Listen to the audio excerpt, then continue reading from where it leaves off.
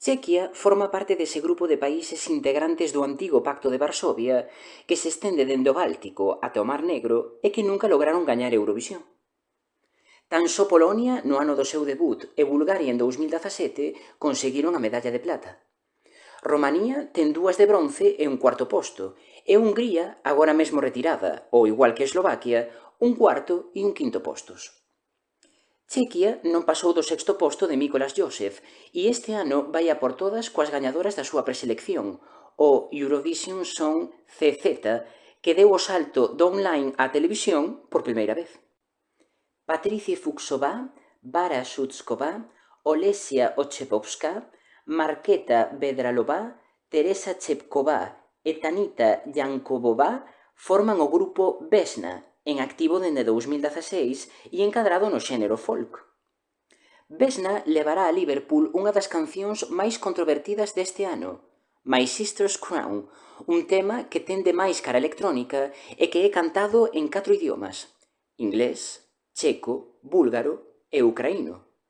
E isto xa nos dá unha pista do que se ven.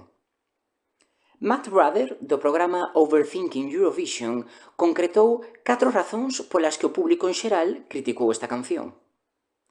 A primeira, unha das rapazas do grupo é de orixe rusa, concretamente Olesia. Rumoreouse durante unhas semanas que a televisión ucraína quixo vetar a candidatura checa por este feito, pero moi lonxe da realidade. De feito, Olesia é unha grande defensora dos ucraínos. Número 2. O tema está demasiado enfocado na paz e non na loita contra os rusos.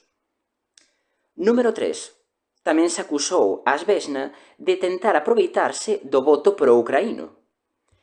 E número 4. O pan-eslavismo. Putin argumentou en numerosas ocasións que Ucraína é algo así como unha entidade artificial. Pode que esa coroa sexa o recoñecemento de Ucraína como nación irmá e soberana. De feito, os homes de púrpura que aparecen no vídeo representan a agresión rusa, e no momento en que un deles lle dá de comer sopa de letras a unha das rapazas, que é a de orixe rusa, o que se quere simbolizar é a propaganda rusa. Grazas, Matt Ruther, pola túa síntese interpretativa da candidatura checa no contexto histórico da Europa do Leste dende o século XIX, porque eu sin ti non daría feito esta resella.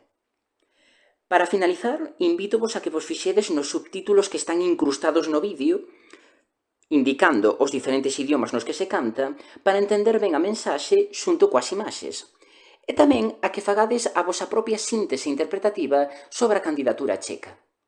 Lograrán as Vesna a coroa de Eurovisión 2023? My Sister's Crown, de Katrin Batchenko, Patricia Fuksová, Production Lovers e Tanita Yanková. Cantan as Vesna, Chequia.